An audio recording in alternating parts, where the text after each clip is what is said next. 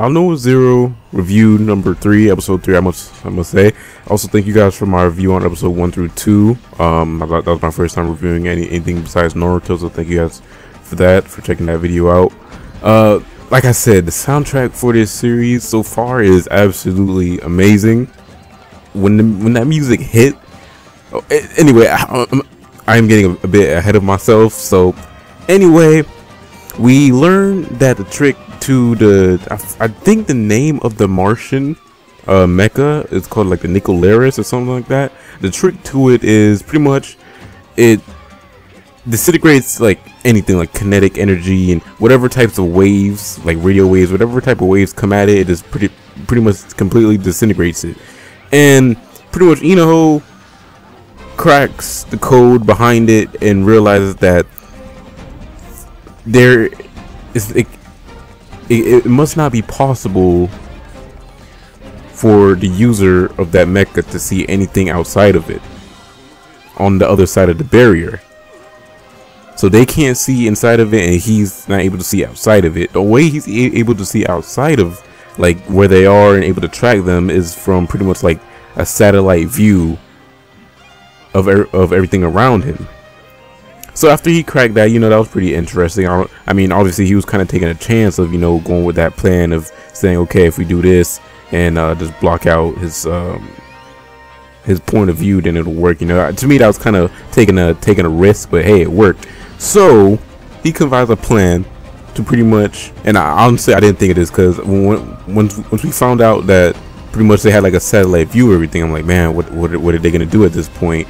Pretty much, he devised a plan. They got grenade launchers with smoke bombs, and they pretty much blocked out the whole sky, making it so he couldn't track them, which was a really smart plan, making it so they had a decoy truck and 2 mechas along with them as a pretty much a protection. So it was a really great plan. Like I said, he's obviously a genius, really smart, and I was kind of getting really disappointed because we're on episode 3 and we haven't really seen much of a personality change. What I'm thinking is we're probably going to see a personality change. Maybe we might get a flashback on what happened to his parents, because if I read correctly, I believe his parents died and just left alone him and his sister. So maybe his parents passing away had some type of effect on how he is now. We did get to see some of his inner thoughts, you could say. I can't really call it inner emotion. Well, you could say he says his emotion. He says his emotion, kinda, but it doesn't really match the tone of his voice and his facial expressions. Like when he told his sister that his friend had died. I can't remember his friend's name, but the one that got disintegrated by the mecha. When he told his sister, his facial expressions showed pretty much no sadness at all. But the way he said it, if he didn't care at all, then he wouldn't have said anything about it in the first place. So I guess that's a little bit of a character development, but I really hope he doesn't stay like that throughout the whole series. And if he is gonna stay like that, at least let's get a flashback to why he's like that, then I'll be cool with it. But him just being like that from the start and no explanation of why he's just such a quiet, dullish, no emotion character. We haven't seen honestly, we haven't seen really any emotion from this character. So yeah, but like, it's only episode 3. I'll give it to, good episode 8, maybe even further. And I'm really hoping this series goes a bit further than 30 episodes. But the way the series is looking and what the story is based behind, I'm not really sure if they could really go that far with this series. I kind of see this whole humans versus Martian thing kind of getting settled kind of quickly. So I don't know how long this series is going to last, but either way, it is going great at the moment. The music, I told you guys, the music is amazing. I get that Attack on Titan feel, and if hopefully they bring the music each and every episode. Well, maybe not every episode, but maybe every other episode. Whenever they have great plotting and stuff that such as what happened in this episode going on.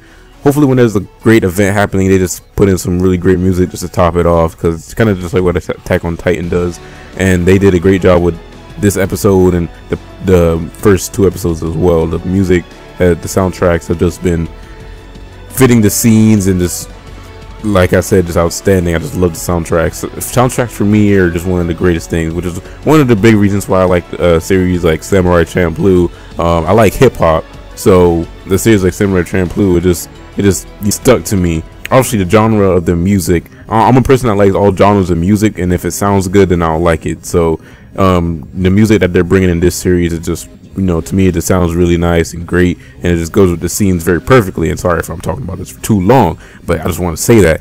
And it seems that that captain chick has a thing for Mikuro, whatever that lieutenant's name is, and it seems I kind of said this in my last review, and I was trying to figure out what why people don't believe him and why he says that he was like, because you know how he was a vet in war 15 years ago.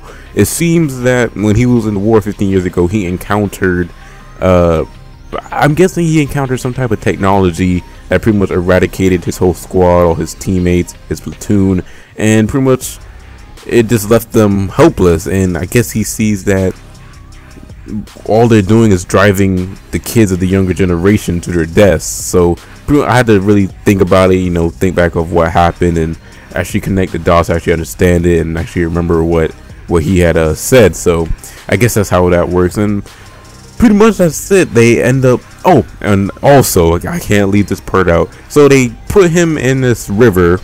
I guess they knocked him off the bridge. They put him in the river, and also the princess showed herself. So it seems no one in Verse actually knows that she was actually alive. So especially what's his name, Slade. He was also surprised to see that she was alive. He also didn't even want to.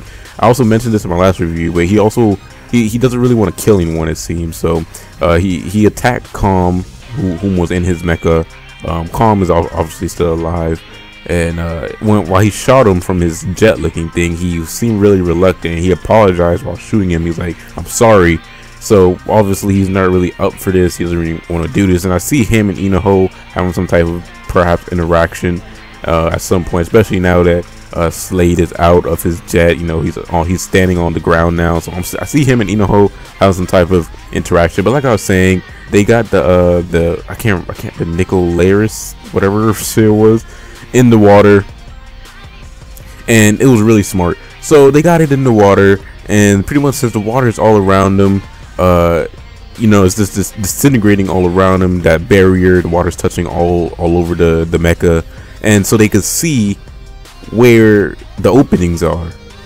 So obviously I'm really happy they mentioned this, that the soles of his feet were obviously a weak point. And I was wondering the same thing. Now, whenever it comes to these type of situations where there's some, in whatever series, where there's some type of thing that's invincible against everything and that could disintegrate everything, how come they could walk on the ground? I'm really happy they mentioned this, because it's just like, where's the logic behind that? Anything that touches it disintegrates, yet he could walk on solid ground. So they obviously mentioned that the soles of his feet are obviously a weak point, and there's also another gap where that's also a weak point, which obviously he has to use to see like the little satellite things to look around. So obviously you can see outside the barrier. So that was another opening. So Inaho saw that opening. He took out his mecha blade, stabbed the opening. And this was probably the most rawest part of this whole episode, when he took out his mecha gun and just said, "This is for my friend." He just lit up the inside of the mecha and pretty much killed the dude. That was freaking amazing. He just pulled out his gun, just ga. It was amazing. I loved it. This episode, only thing I can really take away from it is that I'm really eager to see what's the deal with Inaho at this point. But if I had to rate it, I give it like a 9 out of 10. Actually, I give it like a 9.5 out of 10, because for me this episode is just amazing.